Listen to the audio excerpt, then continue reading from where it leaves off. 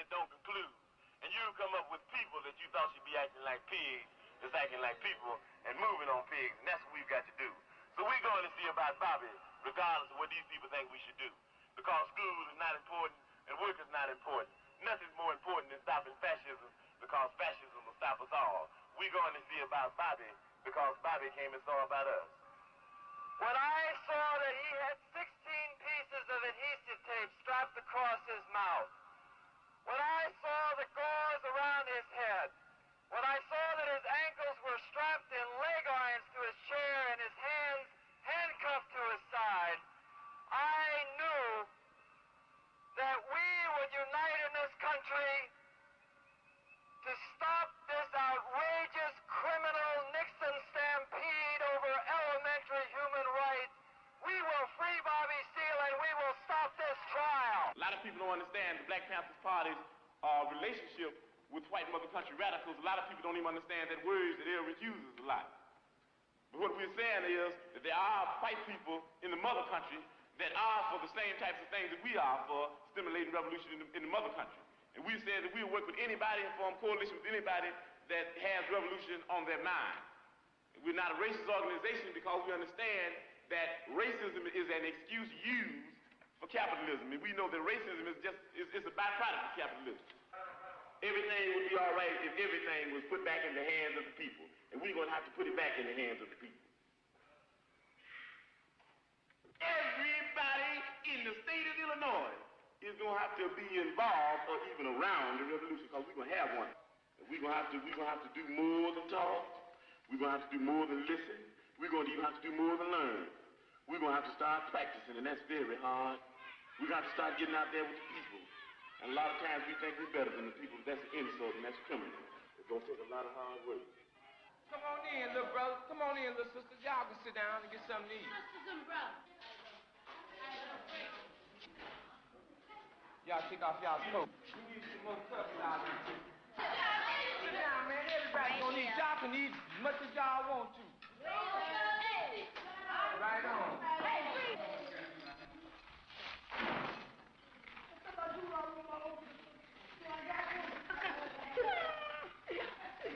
Who want a plate? You want cereal?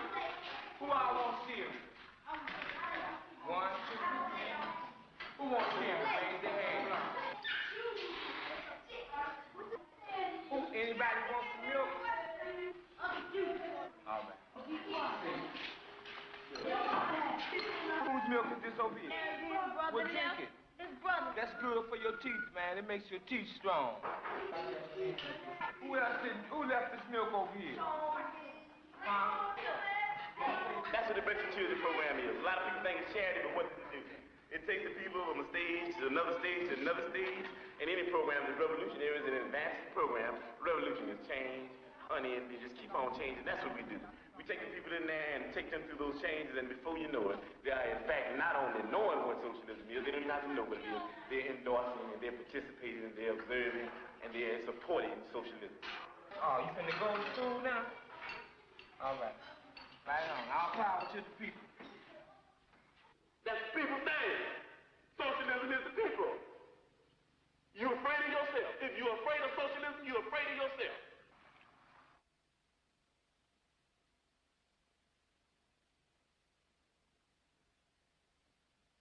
You basically knowing my ideology, and basically you knowing me knowing yours, you can support some of our programs. Is that what you're saying? Why not? And you believe in programs like the Breakfast with Children program and free health clinics? Right on, brothers? We believe they're good things. Uh-huh. As a focal point to organize their mothers and fathers. Uh-huh. Peace. Mm-hmm. There's no educational program here? That's come out of social action thing. You know, you set that up, bro. I mean, we can't put everything on one piece of paper. What about this bank? Credit union? Mm-hmm. Credit union. Credit union, my brother. Is a bank. Are you hip to credit unions? It is a bank. Yeah, you go and borrow money? Yeah, it's a bank. It's a bank. Owned by the people. Run for the people. And by the people. What will money be given out to people for? Well, the people would decide that. You want to buy, you know, whatever, you know, People in the community decide. You need some living room furniture, maybe? You need a car, maybe? See, the thing is with me, you dig, I need to know some more about it. I wish you had some more literature about the educational thing here. Because, you dig, as far as we're concerned in the struggle, the way we look at struggle is that this depends on the educational thing, you dig? Because this depends on the education. Well, the whole thing. No, but in the end, this does. You can form this with no education. You can form this and this. No, not the way we're talking about forming it. You know, right. We're talking about forming it right. You know, it's not on the paper. We didn't write it on the paper. You can form it right with no education. No. Let me give you an example. Yomo Kenyatta formed the excellent revolution with no education. And on the end thing, Yomo told the motherfucker, I said, well, you know, you can educate, hate the enemy, but I'm your brother. I'll help you lead the revolution. Now I'm going to press you. Another example, Papa Doc in Haiti. Papa Doc in Haiti hated everything white. Man, you couldn't put this white paper in front of Papa Doc's face. But he moved all the white people out and he took over and be oppressor. He did, because of no education. And the people that had been educated, they'd have said that we don't hate the motherfucking white people, we hate the oppressor, whether he be white, black, brown, or yellow. So we got to know the educational program to find out what it's going to be in the finale. A lot of people work. Yomo Kenyatta is called never a revolutionary, but an ex-revolutionary. So is Papa Doc. They brought on a successful revolution. That thing in the Mama House was a bitch. Bantu freedom fighters, all that kind of action. What we saying is that it's the end. That you don't judge Castro now. You can't do it. Nobody in this room could judge whether Castro's going to be a revolutionary or not. You know what I mean? We're talking about things, you know what I mean, with China, the People's Republic, and even at the stage they're in now, talking about even going on further into a communistic state. That's what we're talking about. Those are revolutionary. So we got to understand here the educational program that you have to be able to figure out whether it will go on the right lines where the people will end up in a situation where they can be able to really control themselves. You understand what I'm saying?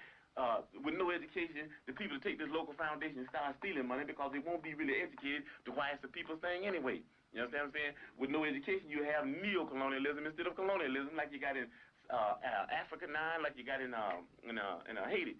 So what we're talking about is there has to be an educational program. That's very important. As a matter of fact, it's so important for us that a person has to go through 6 weeks of our political education before he can consider himself a member of the party, able to even run down ideology for the party. Why? Because if they don't have an education, then they're nowhere. You dig what I'm saying? They're nowhere because they don't even know why they're doing what they're doing. You might get people caught up in the emotionalist movement. You understand me? You might get them caught up in because they're poor and they want something. And then if they're not educated, they want more, and before you know it, they'll be capitalists, and before you know it, we have Negro imperialists. Yeah, but you see, brother, the reason we don't do a lot of talking because what you say is a foregone conclusion with us. Yeah, well, see, brother, the reason I do a lot of talking is because there's no foregone conclusion with me. Who are they programs geared towards? You got Black Easter, you got Black Christmas, you got Black Brown All Day, you got Black April Fool, ain't geared toward nobody but black businessmen. And I say that anybody that comes into our community and sets up any type of situation that does not meet the needs of the masses, then I, Chairman President of the Black Panther Party, says that I catch that nigga by his collar neck and beat him to death with a Black Panther paper. We not doing it.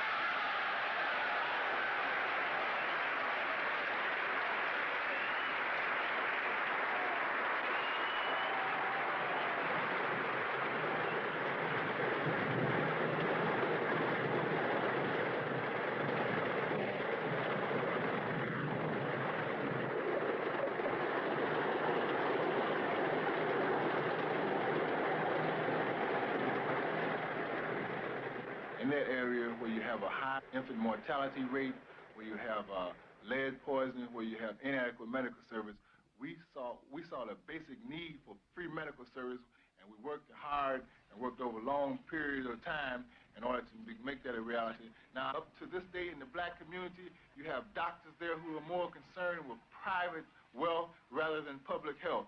The concept behind the medical center is that we would take the profit out of the medical profession. Our medical center is a direct result of the basic need in the black community for free medical service.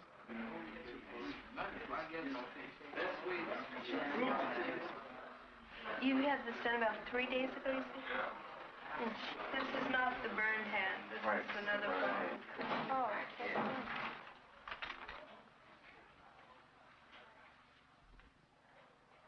Does it feel painful? No, it's not painful. Like it's infected and everything? No, it's not painful. It's good. Looks good, yeah. We got doctors every day this week. Next week, we need one for next Thursday. come to the clinic tomorrow for an appointment. What are the chances of getting an ambulance now? If we can buy an ambulance, that's about the best chance. I mean, what about... The idea is all right, but the idea is all right, but we just have money to get an ambulance. Well, how much, can't you use ambulance? Yes. I tell you, I'm going to bring a couple of firemen from the hospital where I am. They want to come out and see it, and they're interested in working, you know. We can have patients come through, see a doctor. After they get through, get a test or what have you, then they comes in and see the people's advocate. That's a community person or person in the party who acts like a liaison between the center here itself and the community. He asks them what type of service they thought they got here in the center, any other criticisms of the medical center itself. It's also to deal with problems outside medical problems, People's Advocate has a resource file. In this file, we have teachers, sociologists, speech therapists, social workers. This is all part of the resource file. Okay, well, look at here. Look at here. You sit over here and thought about all that jail time he had behind his motherfucking back and say, I got the rap too. Our Deputy Minister of Defense, he got to say so. This is Bobby Rush, Deputy Minister of Defense for the state of Illinois. Bad motherfucker. You can tell the way that Chairman Bobby Seale feels the way about Huey P. Newton. I feel the same way about Bobby Rush. We didn't start the Black Panther Party, but we do know this, that we are some bad motherfuckers. The Black Panther Party is going to remain here in the state of Illinois. Sometimes we get to talking and I go to court, and they say, well, Fred, I come back and Rush said, Fred, we got to keep you on the streets. Then Rush will go to court, he'll come back and I say, Rush, we got to keep you on the streets. And after we just went back and forth, we decided that we like each other so well, goddammit, we both gonna stay on the motherfucking street. Ain't nobody going nowhere. They ain't taking us nowhere. We gonna stay right here with the people. We're going to have to move, and we got to move fast, we got to move hard, and we're going to have to move organized to be able to keep Bobby Rush on the streets. They got our field secretary, Nathaniel Jr. up against the wall. They got our Minister of Information, Chuck, up against the wall. Everybody, even got Chairman Fred up against the wall. Everybody against the wall. They even talking about giving folks 20 years. Talking about giving me 20 years. Dig in? For ice cream truck robbery. That's right. $71 worth of ice cream. 710 ice cream bars. I might be big, but I can't eat 710 ice cream bars.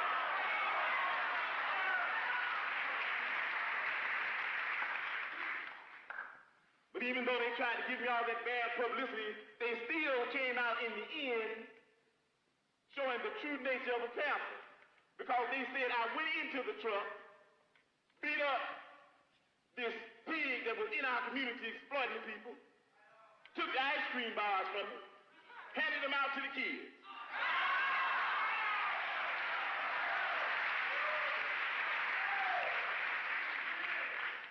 Even though they made me a thief, they made me a Robin Hood type thief.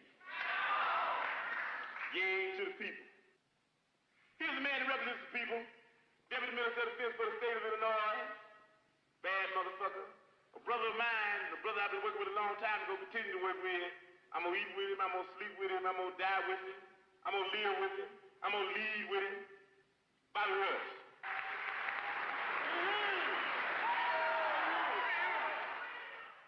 We're going to take the case to the people, and the people say that Fred is going to remain free, that Fred is innocent of anything against the people.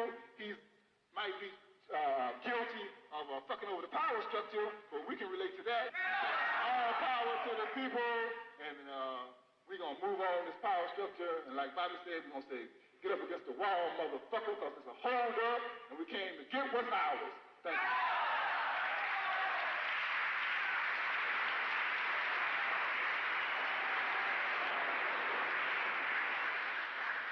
Okay, now we're going to organize a movement so big to make sure that the leaders of the Black Panther Party in this state are not political prisoners and are not exiled, are not killed, that that movement is going to be so big that we might even have to go and get Huey P. Newton and let him carry a sign. We're going to have everybody involved. We're going to have everybody involved. And we're going to start a thing called Free Fred. Don't that sound nice? Hey, let's do that. Free Fred. Free Fred. Free Fred. Free Fred. Hey, I ain't even in jail yet.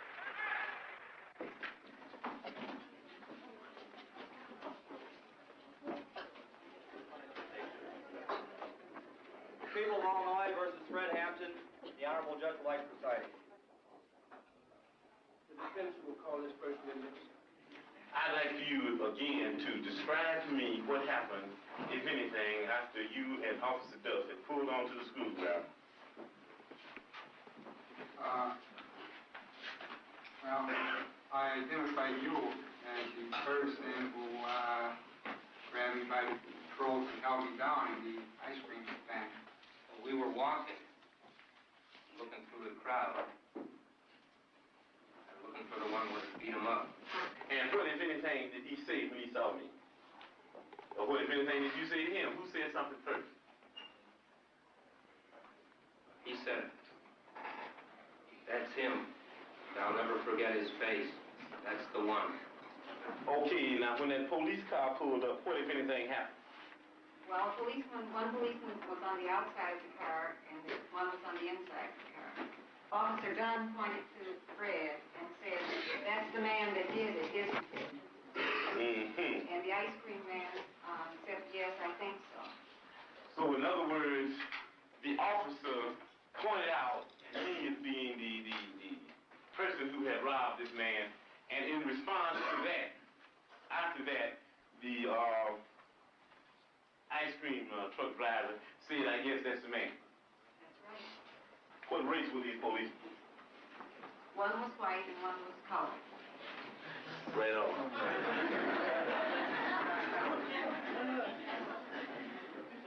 Officer Dunn, do you know the defendant Fred Hampton? Yes, I know Fred Hampton. Do you know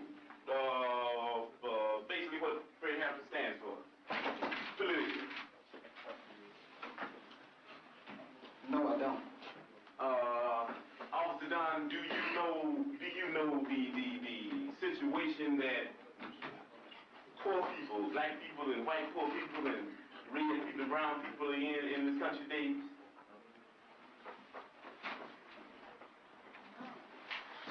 Well, not completely.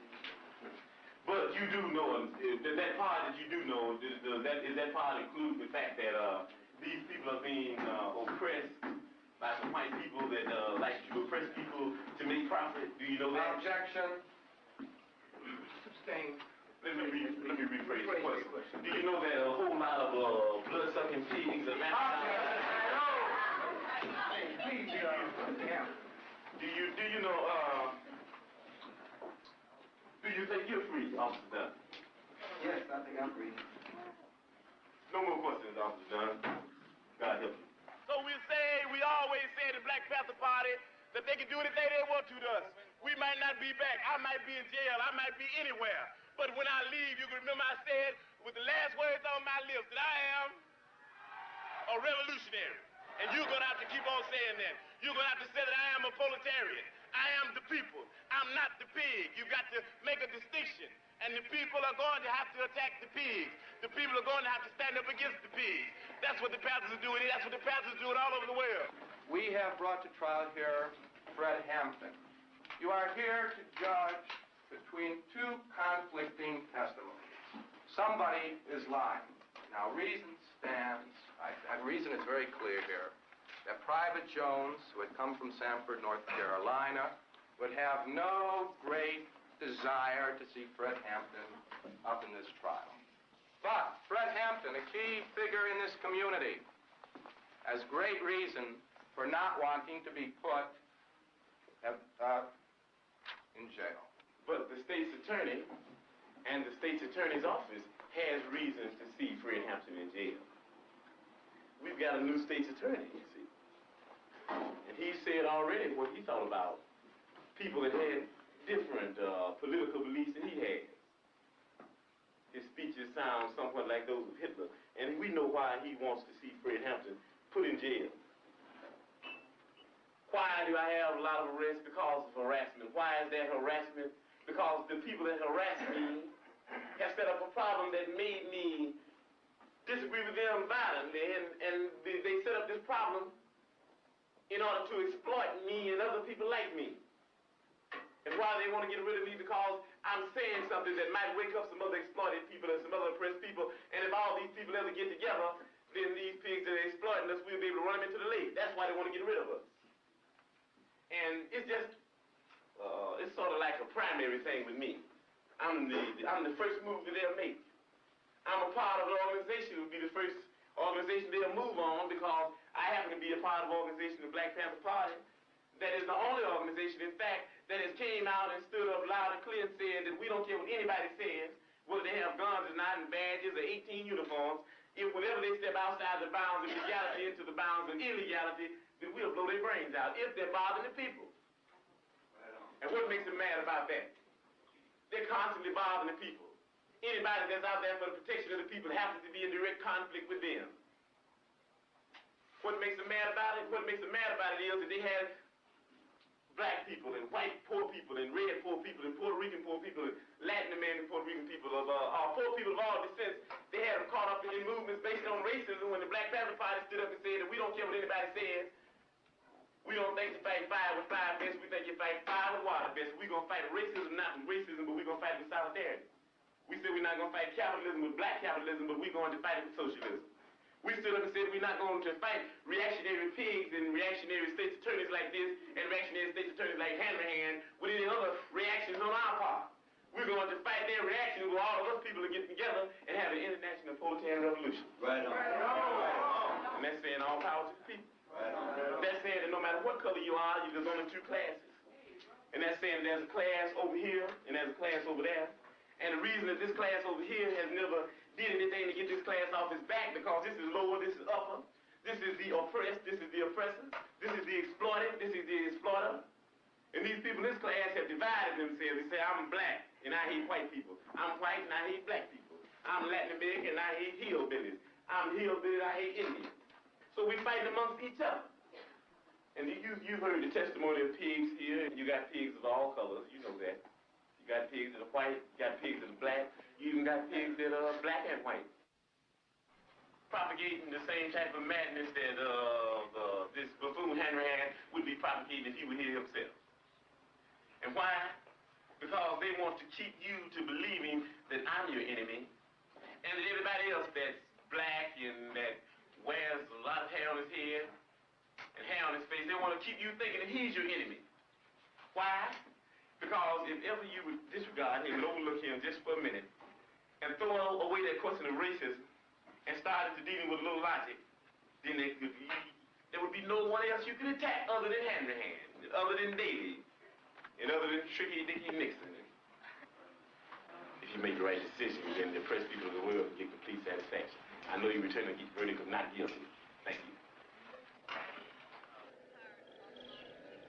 Today is May 1st. UEP Newton trial is up for appeal today.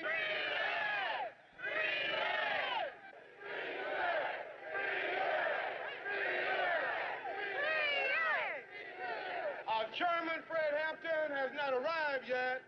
The pigs are trying to incarcerate him. These are some of the things we have to deal with. Somebody somewhere knows what happened to Fred this afternoon. So Ted, you motherfucking pigs, get off your dead asses, FBI and J. Who Edgar. Right on. Ted, and find Fred before 7 o'clock. You find Fred, motherfucker. Right on. And if anybody's out there with him that's harming him or that's kidnapped him and he happens to be a pig, well, then we just don't discriminate by whose ass we gonna keep. Right on! So y'all go home now and grease them pieces. Right on! Set them sights and whatnot. Raise them windows.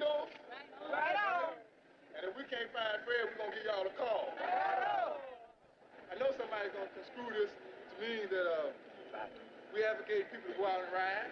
And I told y'all before, the riding just ain't no hip thing. Right on. So we want everybody, when they leave here, we got to leave here at 2 o'clock, I think.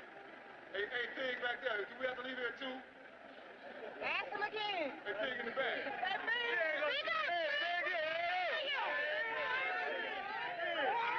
Why don't you talk that cheap pig, that old, decrepit motherfucker, and ask him if we stay a little while longer. Put it on our head.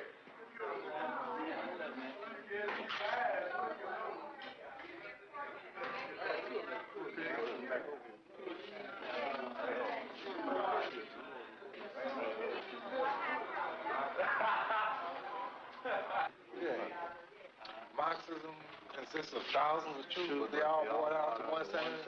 Right to rebel. You dig it? Panther headquarters. A police raid is expected. We're praying the Henry Hand leads the charge. Praying he leads the charge.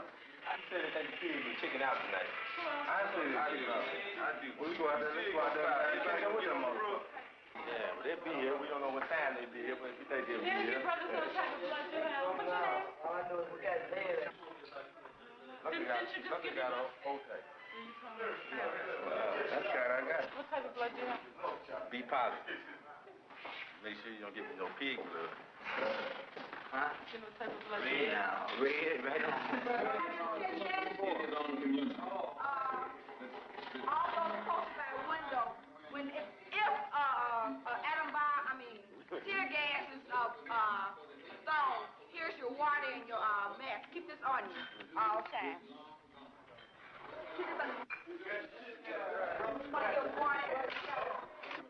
I know a lot of people, that hear things like this and see things like this, couldn't understand the motive behind this.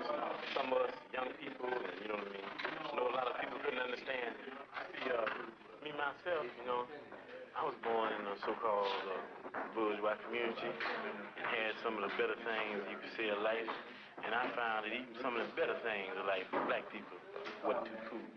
And I found that it was more people starving than there was people eating. And I found that more people didn't have clothes than they did have clothes. And I found that I just happened to be one of the few. And I made a commitment to myself that I wouldn't stop doing what I'm doing until all those people are free. A lot of times I wanted for it to be possible for people to be free under capitalism. I wanted for socialism to be able to be brought about through means other than violent means. But those were times when I was trying to be subjective. I was looking at things and trying to make them the way I wanted to make them be. Because I didn't mind dying, but I just thought, well, everybody shouldn't have to die. What we're saying is that we're more than people that are for armed struggle. We're people that are for armed struggle, for the purpose of bringing on the People's Revolution, for the purpose of setting up initially a socialistic state, and for the purpose, secondarily, of advancing into what you could call utopia, or what we would call a communist state. We're saying that by observation and participation, by educating and by arming and by teaching the people revolutionary political power, we think that we as the vanguard can move those people that need to be moved that way. We can let those people ride our backs as oxen down the path of social revolution. And on and on and on, and finally, like we said, utopianism, or what you call communism. We're very confident that nobody's coming in the front door. Nobody. No gas. Nobody getting on the roof, Jim. I want you to know that. Nobody getting on the roof. We believe in, fire, cover, and fire. The Minister of Health and doctor are going to be covering me while I'm loading up. Now, see, in other given situations, like when you're trying to frighten enemy, see, because when you got ice on him and you got firepower too, you want it back. What do you say? Look here. What do you say about this building right over there on West, around the corner of West? I think about 10, 12 stories. It's higher than this one. Yeah. Now, see, the only way we can get him is out shoot him or give him more firepower. See, we can keep him pinned down. He can't get up and shoot if there's too many bullets coming at him. So the only way that we can get him is out shoot him, put too much firepower on him where he can't raise up. Well, therefore, what you're saying is we got to eliminate, just throw that process out of our mind by firing from the boundaries like that. No. You just that semi-automatic and automatic action on him over there, and he ain't got no time to fight nobody. That's right. Just keep it pinned down. Yeah. You know, they might think found reaction there on my part, man, but I just wish they would come tonight. Yeah, well, I want them to come. I wish they would. The military defense. I say the people. Why don't you get a military viewpoint of how much chance they got coming up here? No, it's impossible. That's right. What has Elrich said? There's a difference between 20 million niggas and 20 million niggas armed to the hilt. This is impossible, man. I ain't bullshit. I ain't know. And I didn't realize it, man. Double 07. Yeah, Jack, but see, we put Rush out there and you, and he won't even be able to get up. Two aim. Hey, we aren't asking for no water. No, but the way I see it, but the way I see it, the pigs try to take this here office. I think the people would have their first people's victory. Wait a minute, who was that? Wait a minute, you... We're drawing the line right here. Pigs will come no further. They are not going to make us retreat. We're going to have somewhere, no matter how far we run, no matter how long we have to run, that when we reach that point, we're going to be able to stop and say, in the voice of hear you say it is, that, motherfucker, you did what you for, you did? Because I got my gun, motherfucker, and you got yours. And if you try to shoot me with your gun, motherfucker, if you try to take my gun, well, then I intend to blow your motherfucking brains out. That's what it's got to be about. That's what it's got to be about.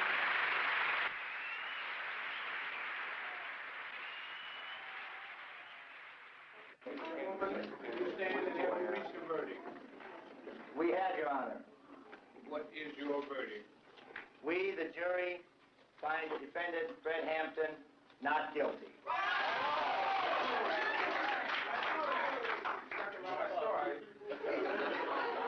Illinois chapter, Black Panther Party, 2350 West Madison, Chicago, Illinois. Press release, May 27th, 1969. Pig power structure and their lackeys, in another attempt of pig repression, have sentenced Deputy Chairman Fred Hampton to 2 to 5 years in prison. While Chairman Fred is in prison, the police attack Panther headquarters. There are 3 Panthers in the office, 5 policemen are shot. The 3 Panthers are beaten when they run out of ammunition. The revolution has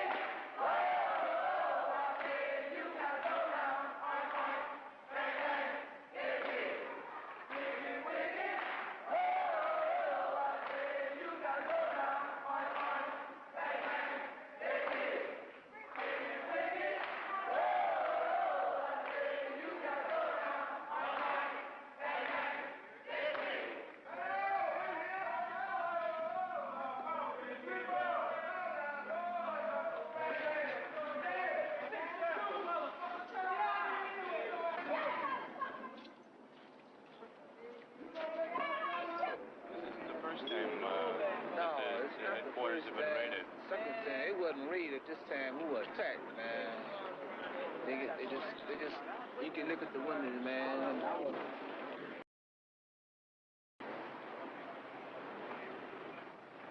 Was there a fire in the, they said after they got the pigs set afire, man. They did it, man. After they got the brothers down, they went back up there and the fire started. Nobody was up there except the police when the fire started. Frank, you want to come? Get a picture of that dude, man. Check that door, man. Mag shotgun.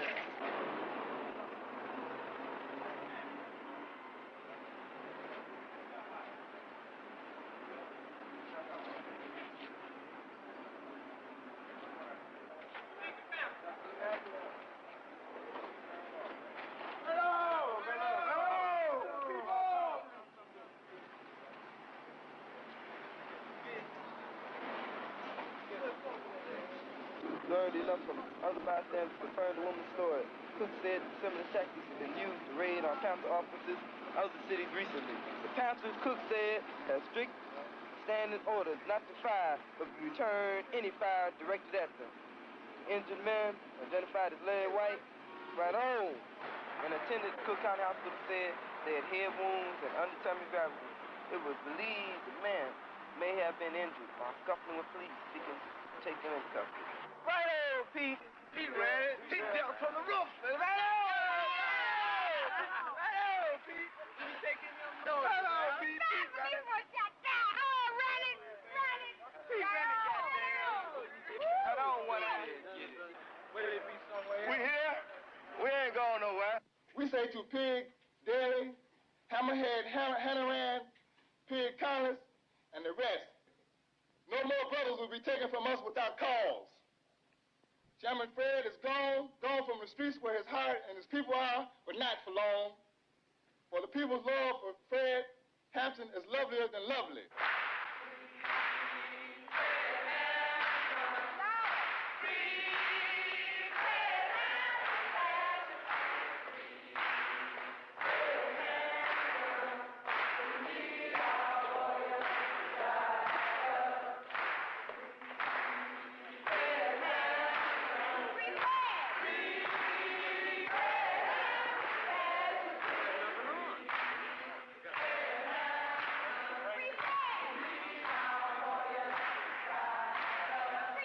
Last night, when the pigs vamped on the office, the community were all out there. They were in the uproar. They couldn't dig it because they know we are the People's Party. We are working in the interest of the people.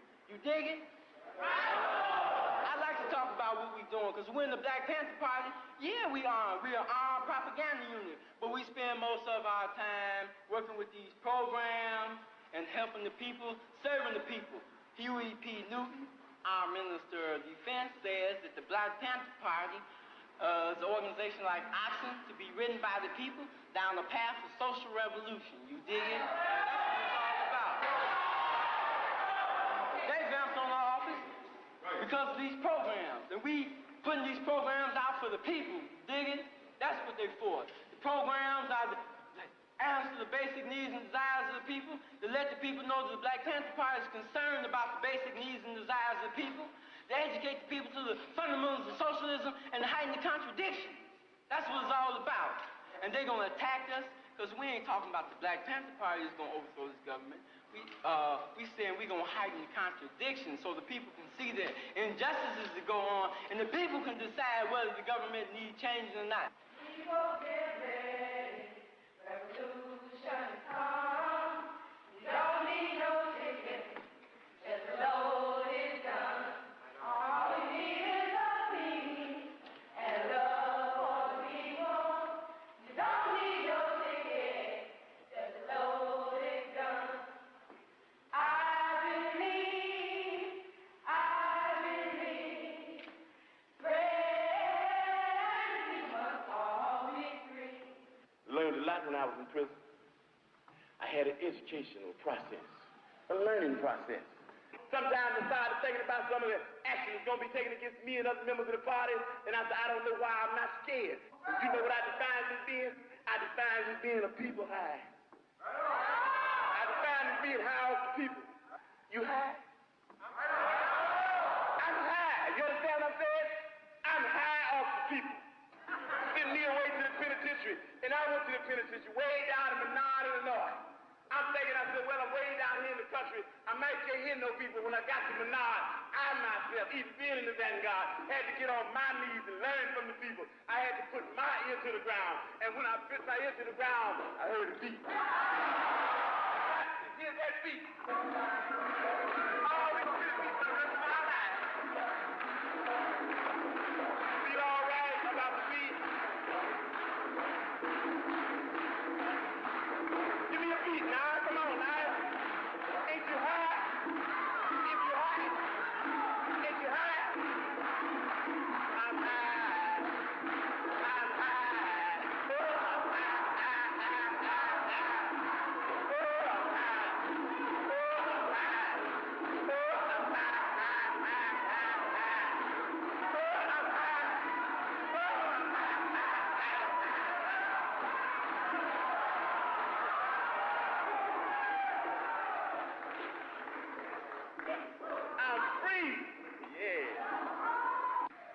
we talking about? We talking about a beat that can't be stopped by anybody. We talking about we going to make some changes in this system.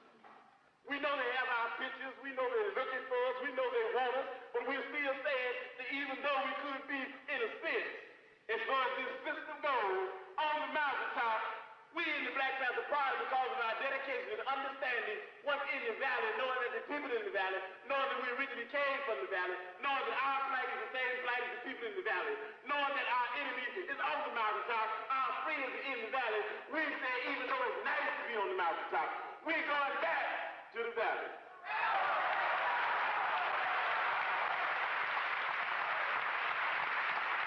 I be in the offices every day. I be in the streets propagandizing every day. I be working with everybody every day. I be teaching that solidarity is the thing. The end of a complete wipeout of imperialism is the thing. So if you're going to be thinking about me, that's what Bobby would be teaching. If you're going to be thinking about us, all we say is ain't no thing about going nowhere, getting killed. All we want to know is that you're doing what we'd be doing if we were here. And you got to do that. You can't do it unless you believe that you can do it. In the spirit of liberation, we understand that they want everybody in the party in jail. And we know that if we try to figure out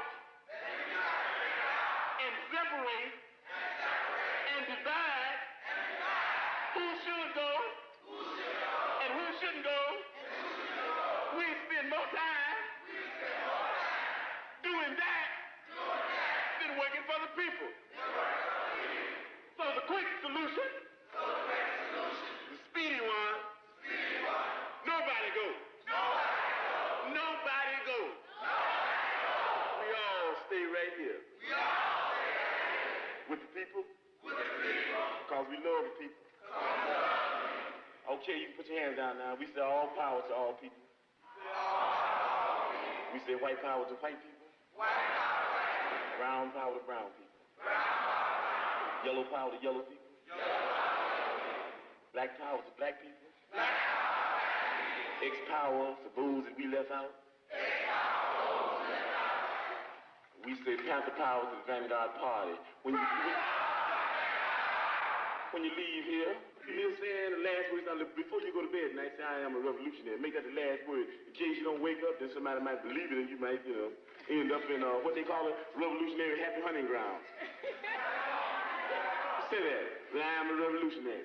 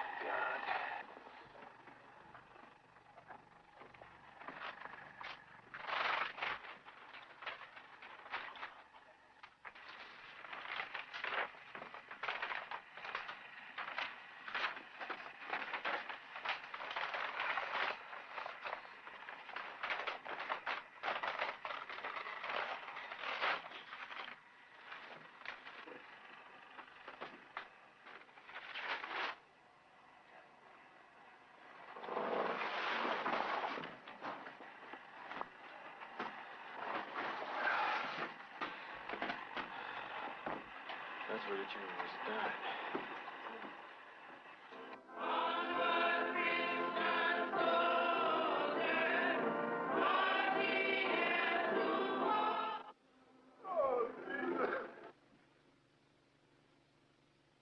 We can mourn today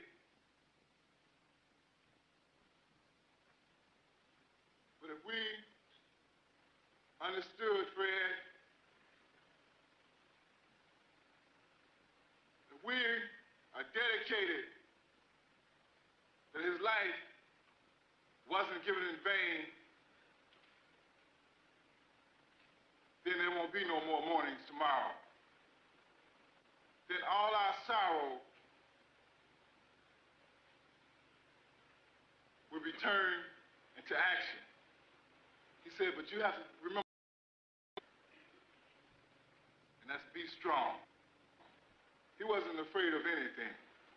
The immediate, violent, criminal reaction of the occupants in shooting at announced police officers emphasizes the extreme viciousness of the Black Panther Party. So does their refusal to cease firing at the police officers when urged to do so several times. This is 2337 West Monroe, described by police as a depot for Black Panther Party arms and ammunition. 14 State's Attorney's policemen, led by Sergeant Daniel Groth, found out indeed it was a depot for weapons.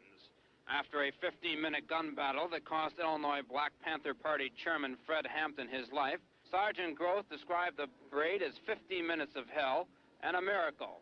A miracle because not one policeman was killed, a miracle because not more policemen were shot.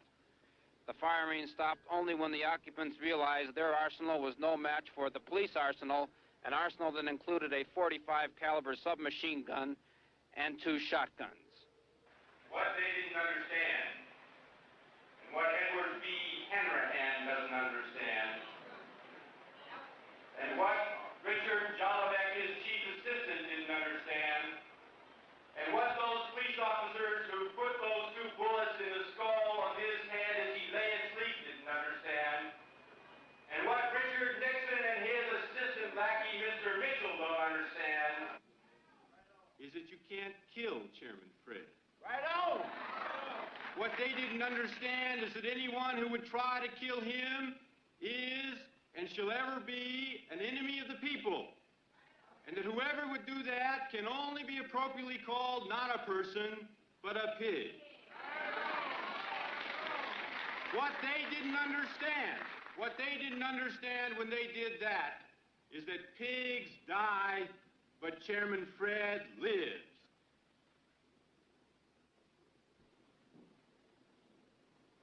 You are the ones who are gonna decide for yourselves what happened in that apartment on the morning of December 4th. You're gonna decide whether or not Fred Hampton and Mark Clark were the victims of premeditated murder.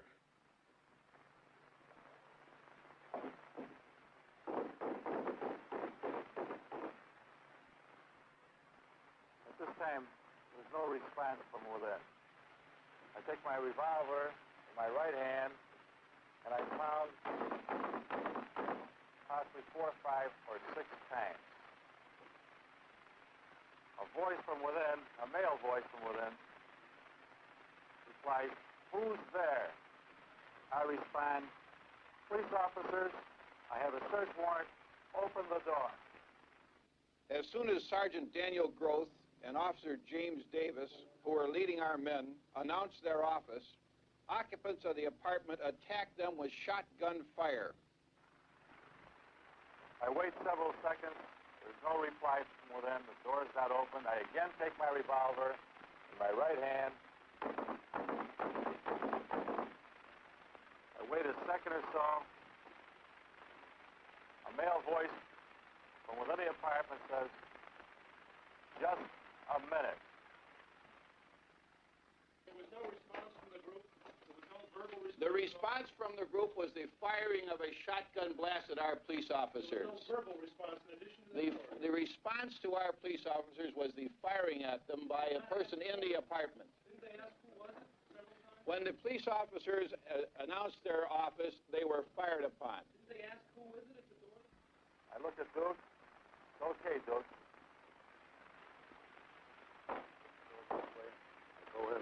Going over to about here, and I hit the door, and I go to the stairs. Duke forces this door here open. Simultaneously with that, we enter. A shot rings out. Duke falls off in this direction. I enter in a semi-erect position. There's a woman lying on the bed with a shotgun, calmly pumping it, pointed in my direction, and fires. The fire illuminates her face. I get a very good look at her.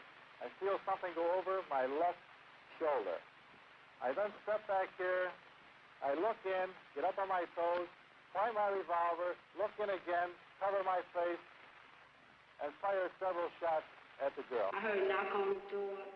They said policemen told us to open up. And Ma Clark, he said, just a minute, he got up. And next thing I knew, they had busted into the door. They came in shooting. They shot me, they shot Ma Clark. This woman fires a shot. And the illumination apparently illuminates, or Dan shooting illuminates a fellow sitting behind the door in a chair. He's pumping his shotgun. I turn in his direction. I fired 2 shots at him. As the shots apparently hit him, he stands up. I stand up with him. We struggle. He falls down over the chair on the floor with his head facing the corner of the door here in the wall. I fall across his body. This here is the room where the first brother Mark Clark was murdered at. Don't touch nothing, don't move nothing, cause we want to keep everything just the way it is. Don't touch no walls. Please don't. Okay, this here is the door that they said the sister fired through with a shotgun. But if the sister had fired through this door with a shotgun, you could look at the wall out there, see some holes where the pellets had left out there. You can see no signs of a shotgun blast being fired through this door here. Sir, you say your men were fired upon. Witnesses who have seen the apartment say there is no evidence of bullets from the direction where the Panthers supposedly were to be.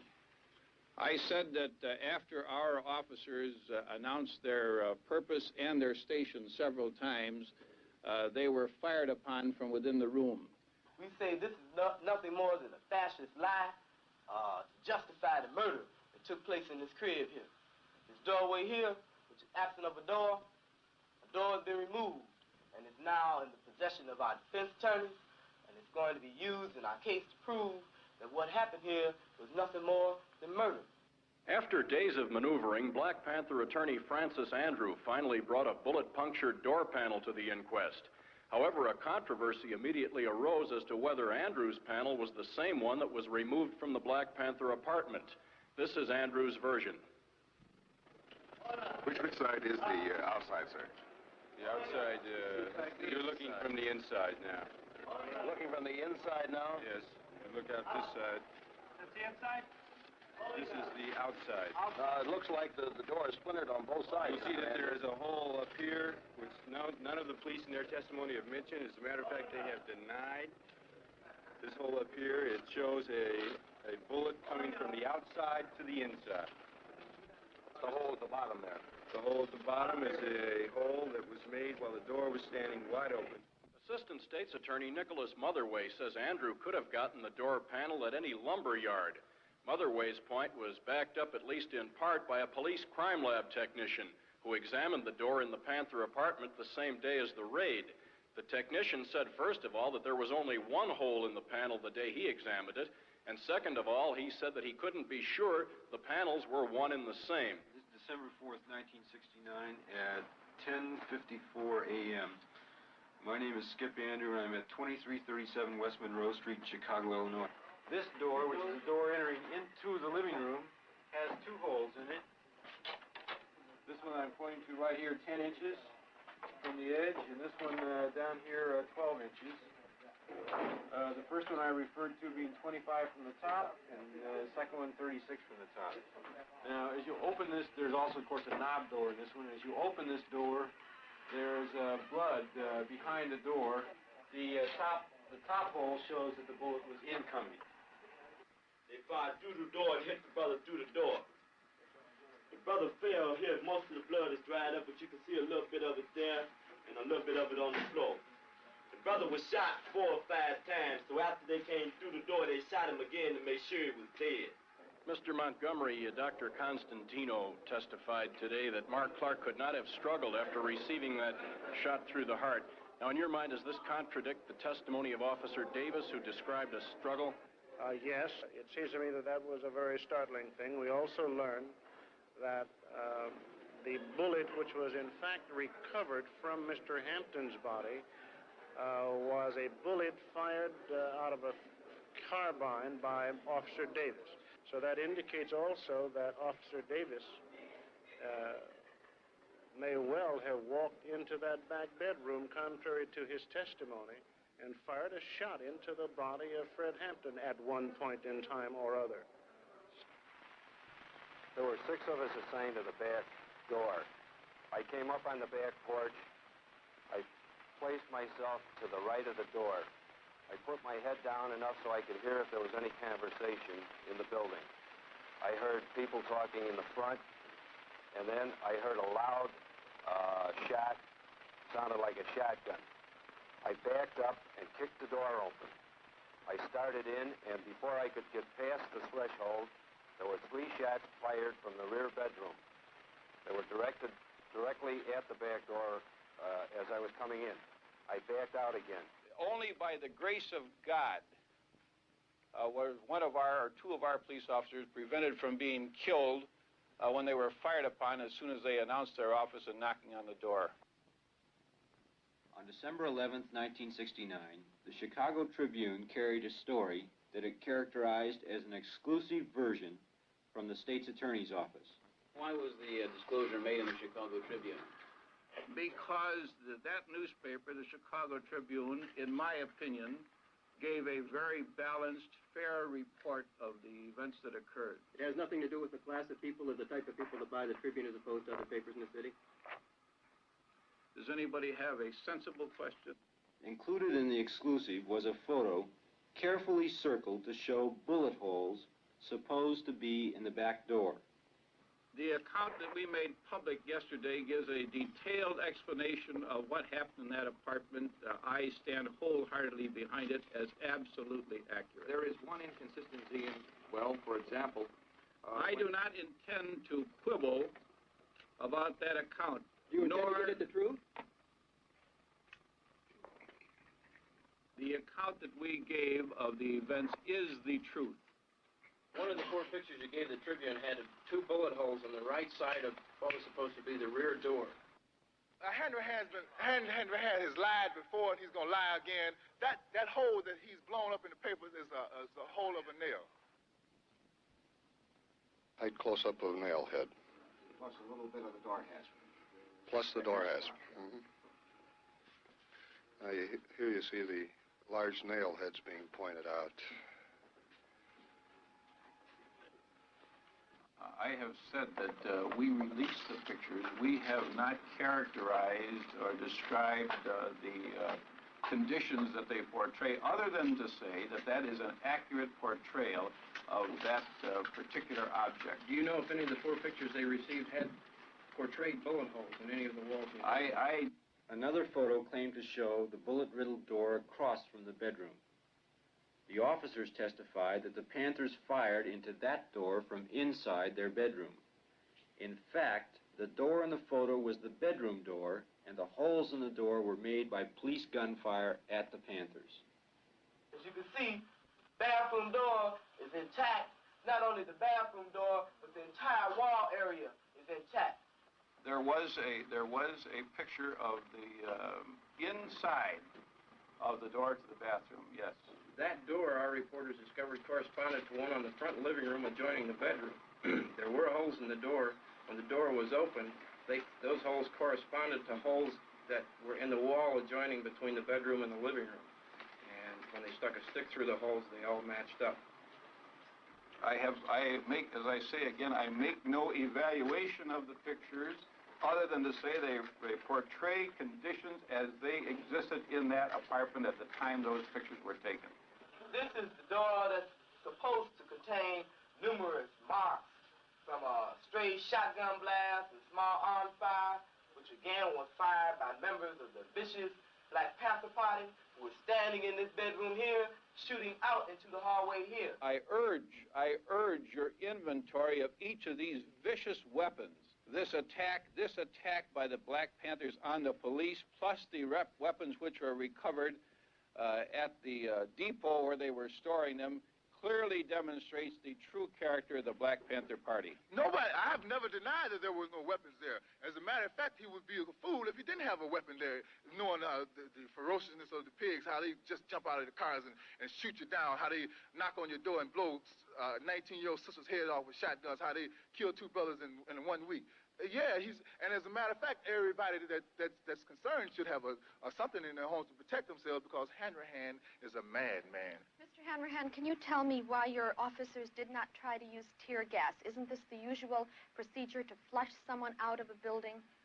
Our officers used the means necessary to effect the search and to prevent themselves from being killed upon after they were fired upon. Isn't it true that your men usually use tear gas in situations such as this, and why didn't they use it this time? No, that is not true. It is not true? They came with murder on their mind, you see. And even if they wanted to take somebody to jail, it would be a simple matter of just shooting some tear gas in here to draw everybody out. Right on.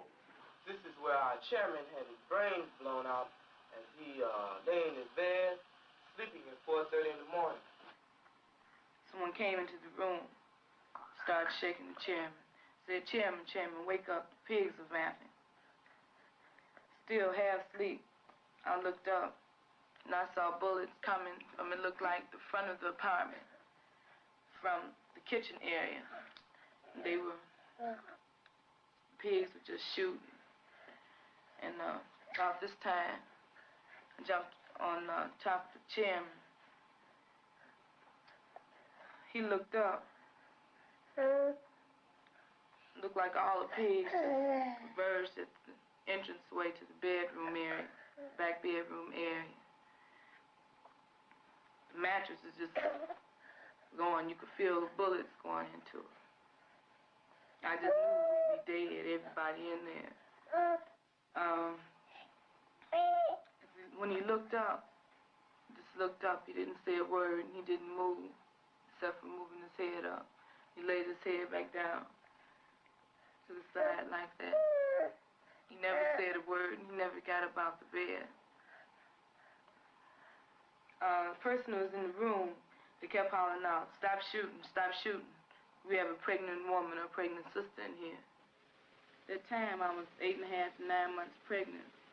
My baby was to be delivered in 2 weeks. Pigs kept on shooting. So he kept on hollering out. Finally, they stopped. They pushed me and the other brother by the kitchen door and told us to face the wall. Heard a pig say, he's barely alive, he'll barely make it. I assumed they were talking about Chairman Fred. Then they started shooting the pigs. They started shooting again. I heard the sister scream. They stopped shooting. Pig said, he's good and dead now. The pigs running around laughing. They were really happy, you know, talking about Chairman Fred is dead. I never saw Chairman Fred again. Inflammatory statements and false charges against our office have been made by spokesmen for the Black Panther Party and others, despite the fact that the speakers had no reliable knowledge about the occurrence. Well, the best account that I can give is the room that I was in and the actions of things surrounding me personally, you know. First thing I remember when I woke up was a knock on the door, and it was only a matter of seconds. In fact, I'd say it was less than 5 seconds that I heard, you know, shots. Now, the thing that struck me was that I not only heard shots, but I can see plaster coming out of the walls in my room. So I knew the bullets were coming through the room that I was in.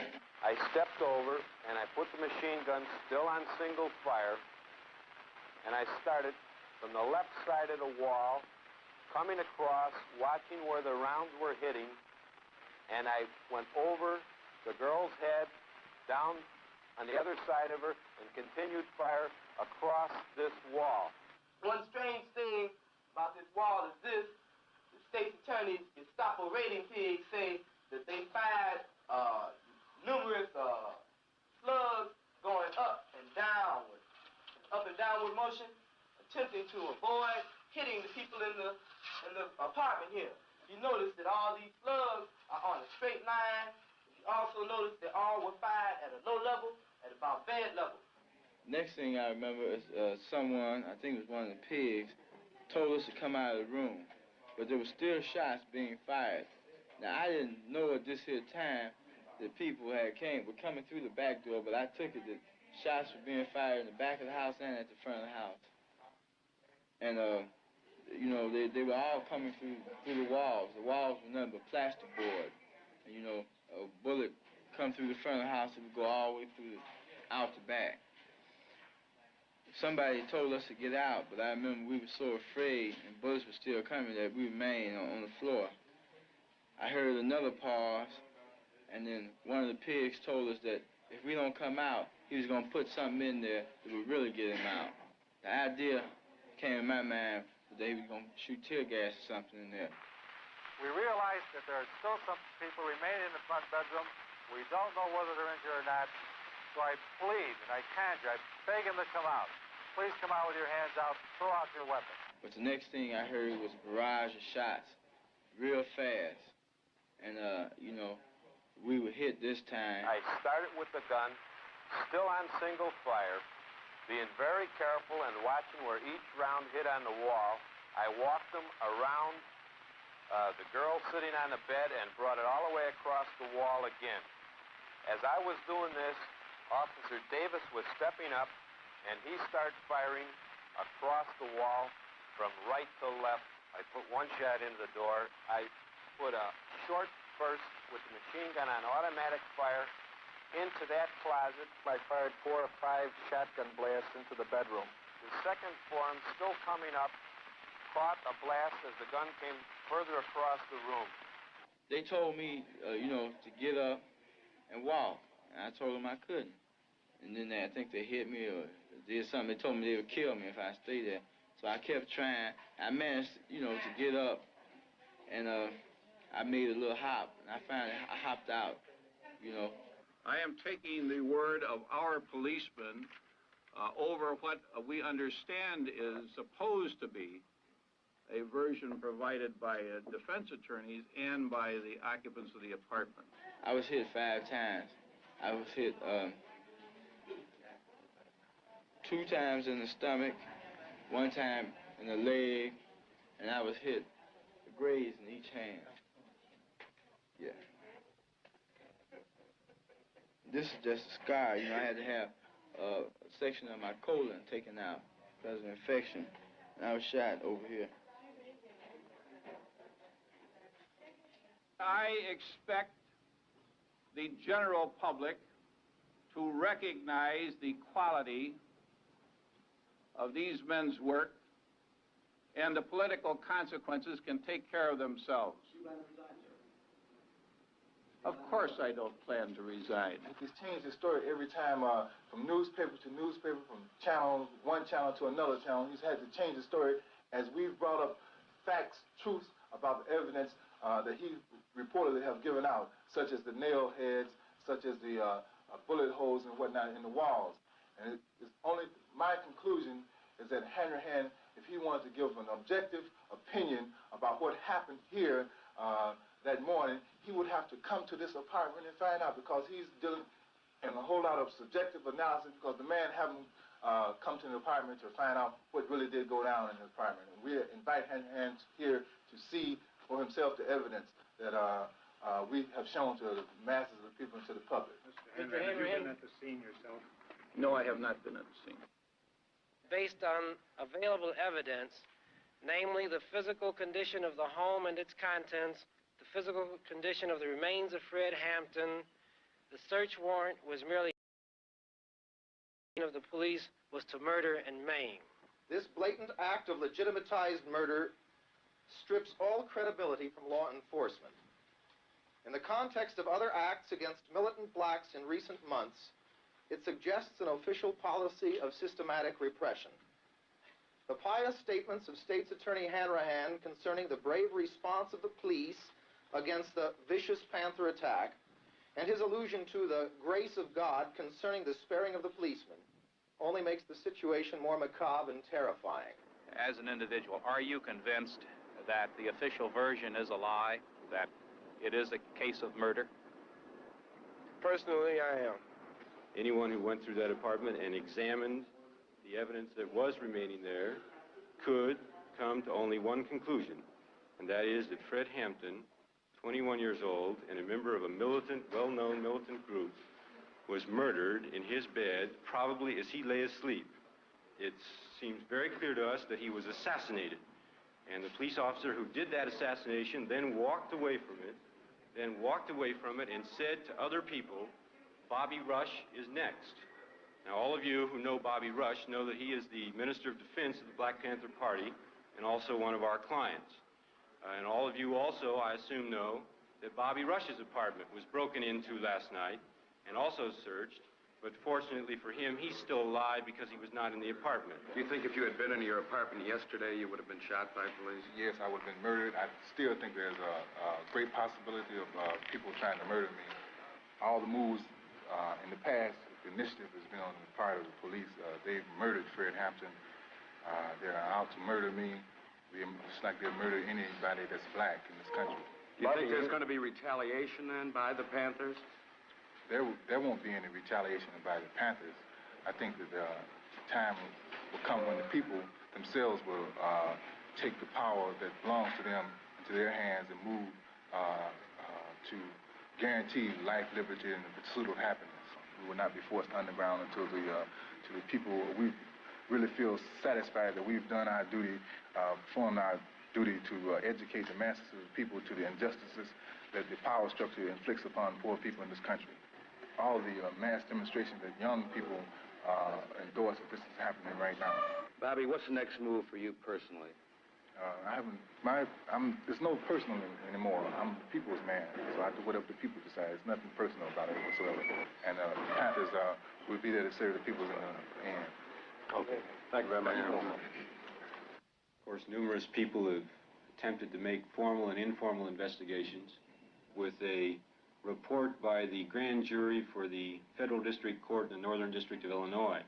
Then I quote, "This report contains the findings of the grand jury after hearing nearly 100 witnesses and considering over 130 exhibits, including police records, photographs, moving pictures, transcripts of testimony before other bodies, voluminous investigative and scientific reports, and reports of investigative interviews with over 100 potential witnesses who were not called." And of course, among the main witnesses before the federal grand jury were the 14 raiders in the apartment, the police officers who were assigned to the state's attorney's office. The report tells us, contrary to some of their testimony prior to the grand jury proceedings, the report tells us that at 4 a.m. on December 4, Sergeant Groth briefed the 13 assembled officers and told them the location of the raid and that Panther Arms were involved. Did you know that they were Black Panthers? No, we didn't. We just knew that, or we were informed that there were guns and contraband in the building. Did you have information that indicated that Fred Hampton might be there? Not to my knowledge. You just knew that there were guns and possibility of that these may have been Black Panthers? All we knew is there were guns in there. At this point, it appears that the people who are deceased were in the gun battle? Oh, they were definitely in a gun battle. I mean, they were firing at police? Yes, sir. We saw the shots coming out of the two bedrooms. Sergeant Groth, of course, from the beginning claimed, along with his fellow officers, that a shot had been fired by a young Panther woman in the far corner of the living room door as the officers entered the door. The report, however, explains the impossibility of this account given by the officers. Reading again now from the report from page 181, it says, Groth, Davis, Jones, and Gorman, those are all officers, all insist that a shot was fired by Brenda Harris at them as they came in the door. None of them could explain what had become of this shot, and it is not possible to draw a line from the southeast corner of the living room, where Harris was said by Davis and Groth to be on the bed holding the gun, out through the living room door, the entrance hall door, and the outside door. There are no holes in the west wall of the apartment. Officer Carmody, when you knocked on the door, what happened? Well, I didn't actually knock. I heard our officers at the front announce their office and shots fired. So I kicked in the back door, and as soon as the door opened, I could see shots being fired at us at the back door. Do you have any idea how many shots were fired? Quite a few. I have no idea. Do you have any idea over how long a period the gun battle ensued? It seemed like an hour to me. Of course, the raiders would have us believe that they approached the apartment in a gentlemanly fashion, that they were attempting to save human life. They knocked on the door and they announced their purpose. They fired no shots until they were fired at. They called for a ceasefire on at least 3 different occasions. Thereafter, 3 times, Sergeant Groth ordered all his men to cease firing and told the occupants to come out with their hands up. Each time, one of the occupants replied, "Shoot it out," and they continued firing at the police officers. By their own testimony, they admit that for 12 minutes, for 12 solid minutes in those early morning hours, there was gunfiring in that apartment. And yet the federal grand jury concludes that only one possible shot could have come from a Panther weapon. And that shot could have come through the door by a man who had just been shot in the heart. They would have us believe that even though there was only one Panther shot, they called for a ceasefire on 3 different occasions and didn't get it, and so they continued their firing. The great variance between the physical evidence and the testimony of the officers raises the question as to whether the officers are falsifying their accounts. Those officers fired 99 shots through the walls of an apartment where they knew people were sleeping.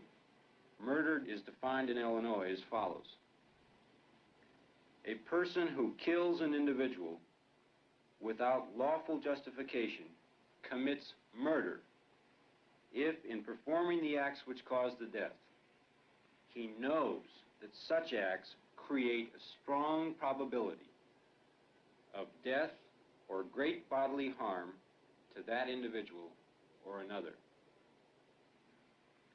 Federal grand jury comes to its conclusions.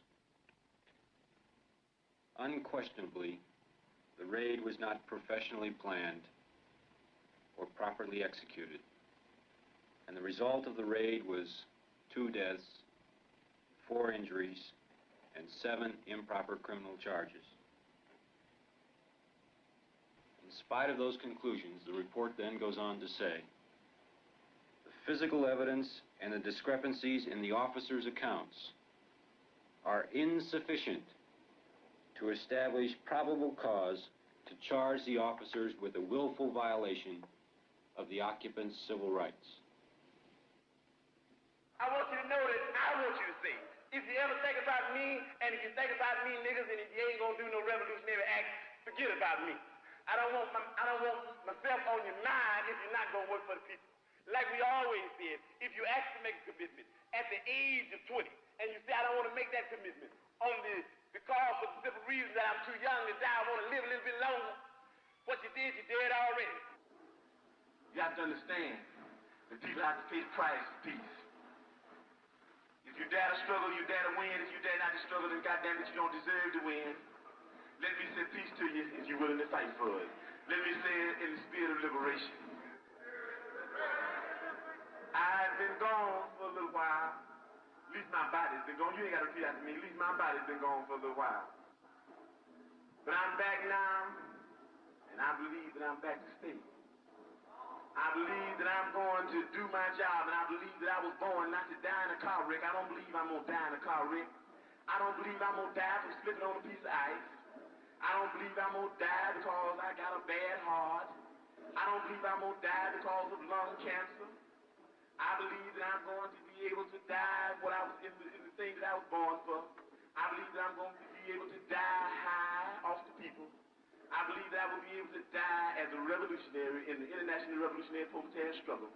And I hope that each one of you will be able to die in the international proletarian revolutionary struggle, even be able to live in it. And I think that struggle is going to come. Why don't you live for the people? Why don't you struggle for the people? Why don't you die for the people?